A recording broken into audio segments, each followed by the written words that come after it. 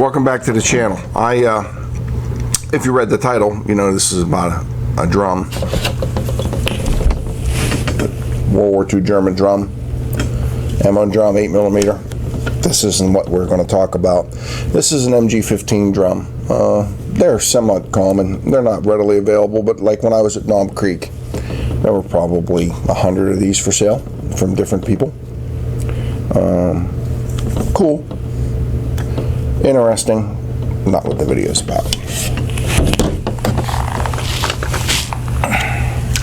The video is about this. This is an original Mg13 drum. I'm not going to get super into depth because I am not super knowledgeable about these, but since there is literally nothing and no information available on these, other than being mentioned in Folk's book on a page or two, I'm going to tell you what I know and what I learned, and use as a future reference. Unfortunately, there's not going to be any shooting of this drum in this video because I temporarily lost my place to shoot. Hopefully I'll find another. So let's take a look at the differences externally. Okay.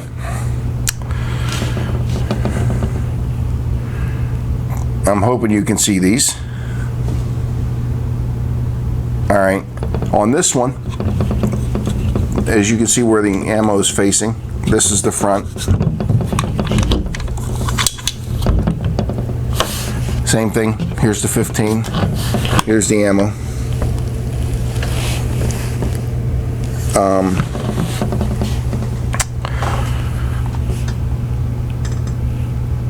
Both of them are wound from the back. Now, what's obviously this is this way, and this is different. These must be somewhat rare. At the recent Knob Creek, we looked for them. Nobody had one, not even for display, let alone one for sale. As I said, there were quite a few of these for sale. Now, what I can tell you that's different about this one from this one, obviously this one has the tower to work in the Mg13. This one doesn't have a tower. It'll fit in the Mg15, and if you have, I believe, the special top cover for the 34, it'll work in a 34. This one has set screws right here. This one has two little panels, and these screws come out, and I'm not going to take them out because I didn't prepare to do that for you. But what's interesting, if you I don't know if we can zoom in on these, but right here there are a letter, it's a 0 or an O and a V. And why I like this drum over this drum, when I got this drum, the one side was okay, tight. The other side was completely soft and wouldn't really move the followers around. If you take these screws off, there's little dishes in there with a bar, and we were able to use the hand winder, although this isn't the exact tool. There is a tool, but I don't have it, and push it in, and then it unlocks and it ratchets it down, and we were able to apply independent tension to get these in the right so they would function. To adjust this one, you literally have to take the whole drum apart, and in here is a wound circular like a clock spring, and you change its position using these 4 nuts. Pain in the ass. We had a video of mine, Michael Erdick, his drum, the winder broke, and I had a spare winder, and he was able to get his drum back in together, and we learned on that. And then I had one that somebody had taken apart, Dura-coated, and they just put the springs back in it and didn't preload them, so that it didn't feed, so we had to preload them.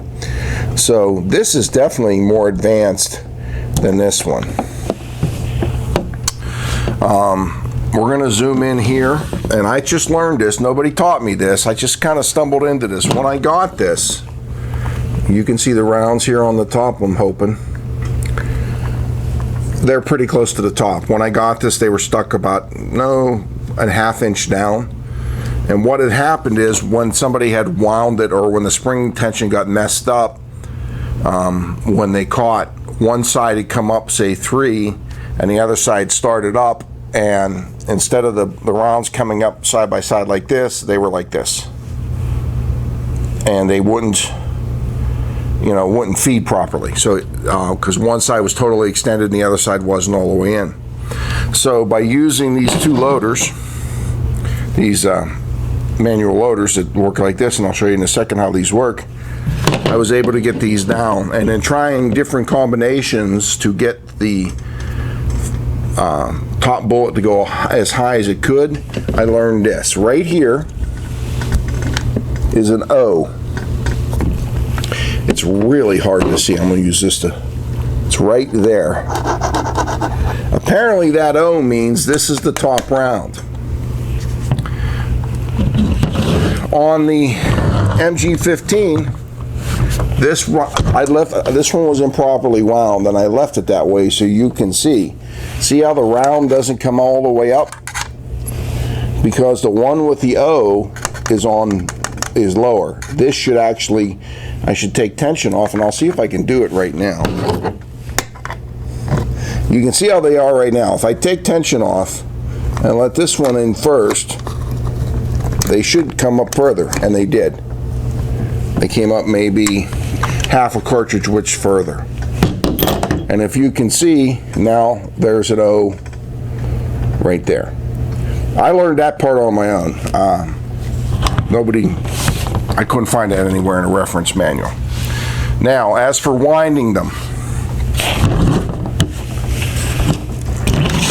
I'm going to spin them around because they're hard to see on camera. If you're using these, more than likely you need a second person to help you. Simply because you're going to have to keep constant tension. But there's little tabs here. These are slotted.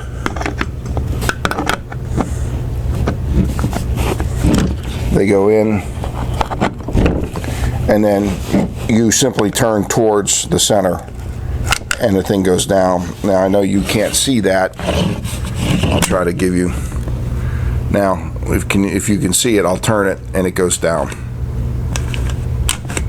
Now obviously I've got to keep tension on these, so I needed another person to help me load this magazine using this system. Last creek I picked up, and I don't remember the name of the gentleman I bought these from. Now I know this works on an Mg15, which also these will work on an Mg15, but on an Mg15, if you put the drum down and you come in behind,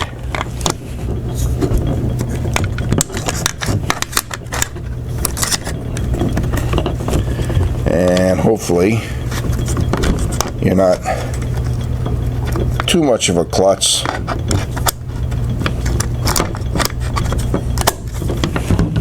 That goes on like that. And then literally, I missed it.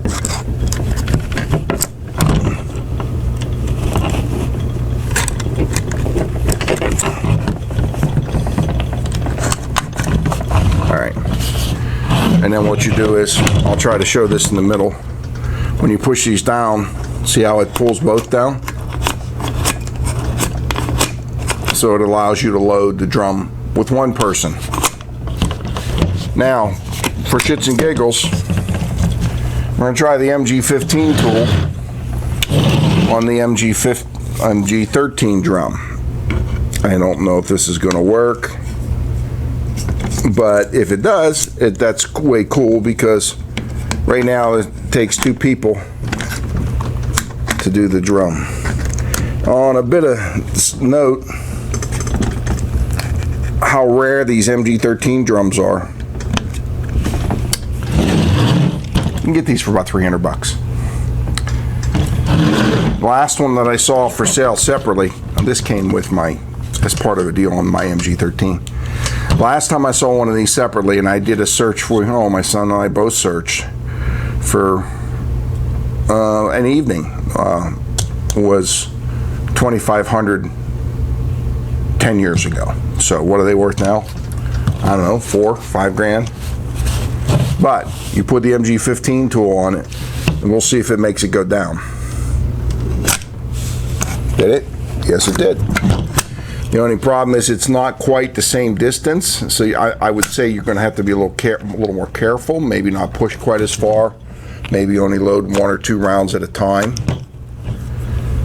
But it does work. So that's all I really have. I wanted to just show you what a cool piece of kit looks like that you just don't see. I mean, I've been in the gun business and collecting for 4 decades, and I have seen this one.